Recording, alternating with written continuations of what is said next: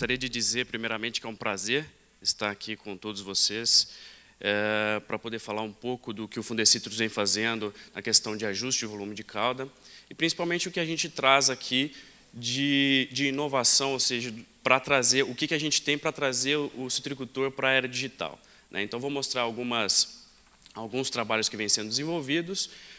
Vou focar um pouco num sistema, ou seja, um aplicativo que nós desenvolvemos para possibilitar que todos os citricultores eles tenham acesso às principais informações, ou seja, como a questão volume de cauda por metro cúbico pode ser implementada no campo de uma forma prática e simples, né? Então, como proposto, vou estar falando sobre o ajuste de volume de cauda no controle do psilídeo e focando então um pouco nesse aplicativo que nós nomeamos de SPIF.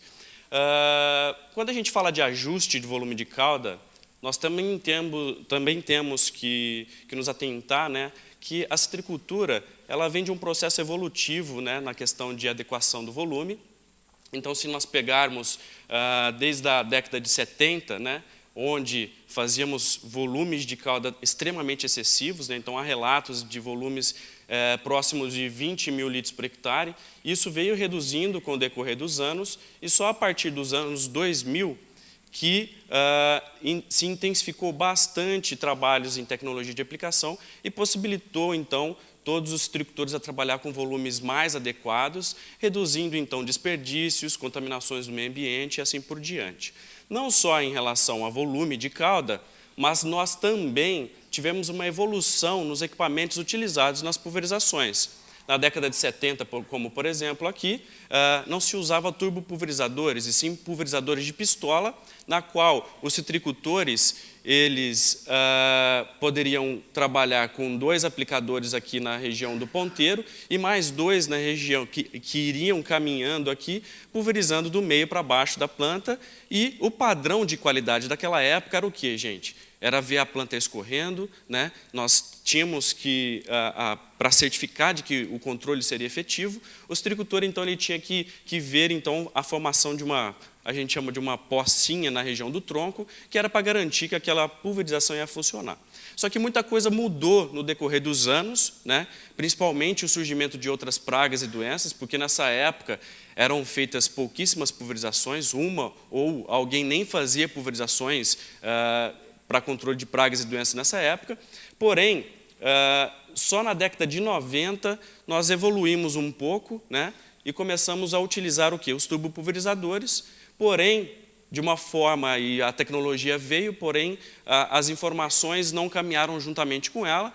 E o que a gente tinha? Nós tínhamos pulverizadores inadequados para o padrão de planta que a gente gostaria de trabalhar, que seriam pulverizadores com o centro da turbina abaixo do centro da planta. Então, a gente tinha uma dificuldade de atingir o ponteiro da planta, entre outras partes.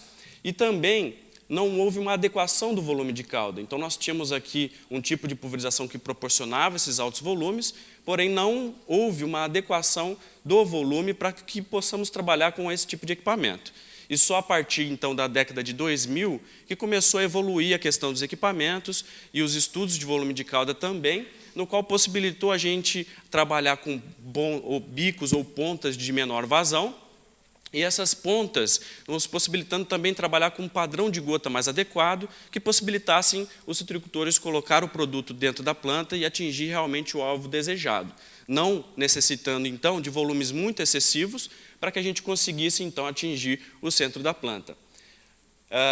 Essa conformação que foi adaptada na década de 2000 é a que nós temos até então, né? E há aquela necessidade, então, de continuar evoluindo, de modernização, que é o que o presidente do Fundecitrus, o Dr. Lorival Mônaco, disse no início do evento, né? Trazer a questão da tecnologia para a citricultura, né? No que ele diz na questão qualidade total. Então, eu vou falar de alguns pontos relacionados à pulverização, né? Que todo mundo deve se atentar em qualquer tipo de adequação de volume de cauda. O primeiro deles, como trabalhamos com um pulverizador de arrasto, né, há uma necessidade de tomarmos cuidado de trabalharmos com uma rotação adequada, ou seja, rotações próximas aí de 540 RPMs na TDP, na tomada de força do trator, que possibilitaria o correto funcionamento de todo o pulverizador, né? Essa rotação é tão importante, se a gente for procurar em pontos dentro do pulverizador que traz isso, aqui na bomba, que gera todo o fluxo de líquido dentro do sistema, nós temos aqui a descrição da bomba, então ela tem uma vazão de 150 litros por minuto, porém, para que ela tenha essa vazão total, há uma necessidade de trabalharmos com uma rotação de 540 RPM. Essa rotação está diretamente relacionada com uma série de pontos dentro do pulverizador. Um deles é o sistema de agitação, que nós podemos ter a agitação mecânica, que vai dentro do tanque do pulverizador, ou até mesmo a agitação hidráulica, que é a parte do retorno. Então, tudo que não é pulverizado, né, todo o fluxo de líquido que vai para os bicos e não é pulverizado, ele é direcionado para dentro do tanque para fazer a agitação da cauda e possibilitar que a gente não tenha desuniformidade de distribuição do produto na área. Além disso, nós também temos um pulverizador com assistência de ar, e essa assistência de ar, ou seja, a turbina, ela também depende dessa rotação. Então, para que a gente tenha ar suficiente para levar as gotas até o alvo que a gente deseja, nós precisamos ter essa rotação adequada. Não diferente disso, né, nós também, se trabalharmos com rotações inadequadas, podemos começar a ter problemas de agitação de cauda, e um dos sinais da má agitação da cauda pode ser os filtros, né, que por finalidade teria que reter impurezas, e aí passa a reter produto, e o citricultor passa a parar de tempos em tempos para limpar o filtro, mas na verdade ele não tira impurezas e sim produto, né? Então, isso não faz sentido, né? Qual a lógica de parar o pulverizador para limpar o filtro e jogar produto fora, né? Sendo que o ideal seria colocá-lo na planta. Outro ponto a ser observado seriam as pontas de pulverização.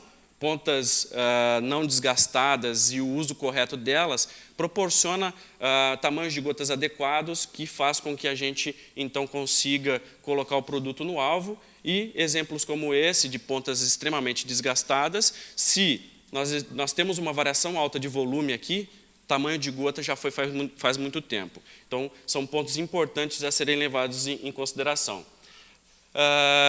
Dentro desse conceito, dentro dessa mudança de paradigma dentro da citricultura, nós também tivemos uma mudança de conceito, né?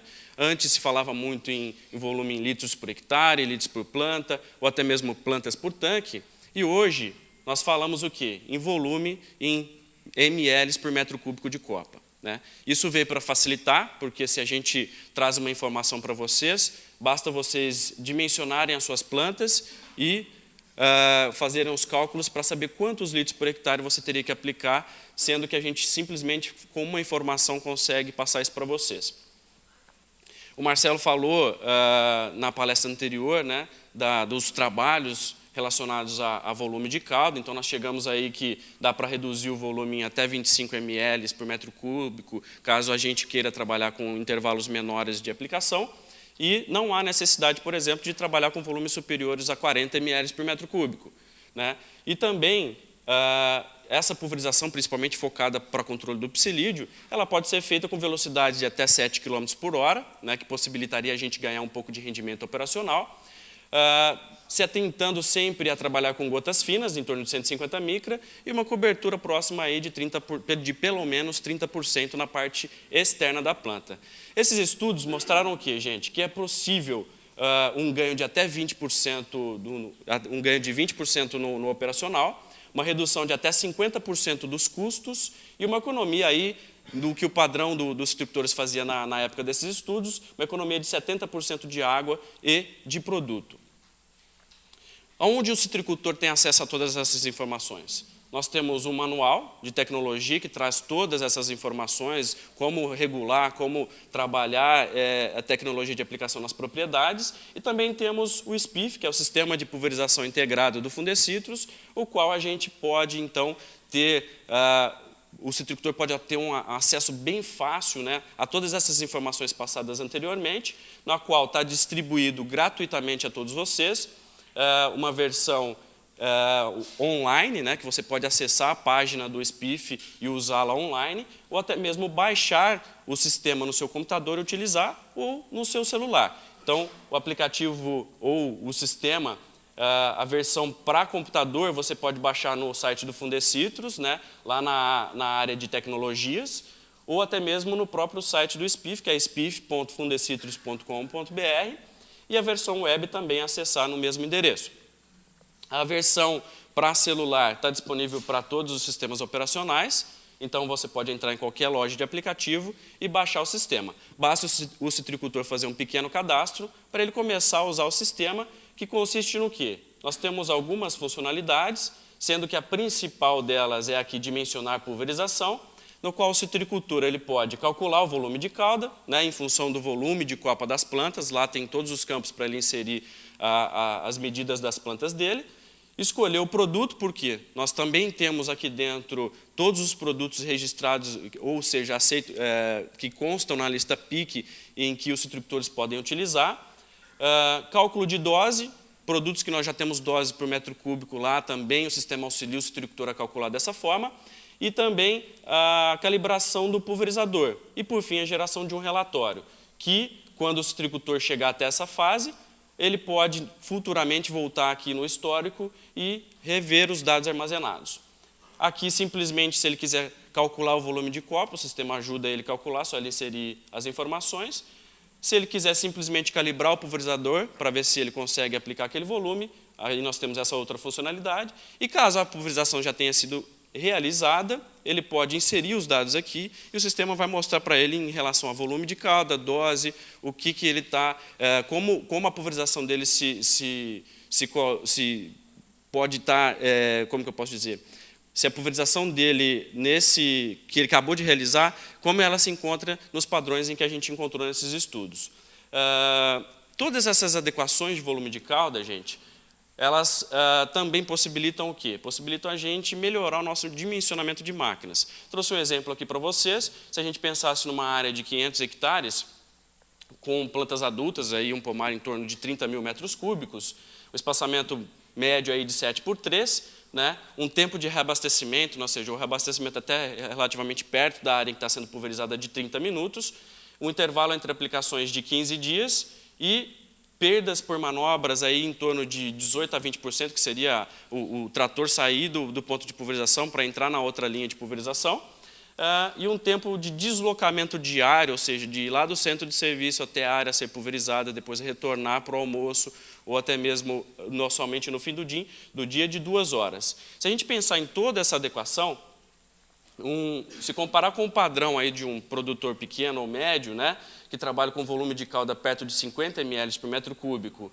a uma velocidade de 5,5 km por hora, ele teria um rendimento operacional de 11,9 hectares por máquina por dia. E ele teria uma necessidade para fazer essa pulverização a cada 15 dias de 4,2 máquinas. Agora, se ele ajustar o volume para perto de 25 ml por metro cúbico, com a intenção de colocar essas pulverizações menos espaçadas, e adequar a velocidade para 6,5 por hora, como por exemplo, ele aumentaria o rendimento operacional dele para 16,7 hectares por máquina por dia, e aí ele precisaria, para fazer isso a cada 15 dias, somente 3 máquinas. Né? Isso é o quê, gente? Um ganho operacional de 28%. Então, se a gente pensar em grandes propriedades, isso representa muito, e para o pequeno também, porque ele vai conseguir fazer essa área com um número menor de máquinas. Né?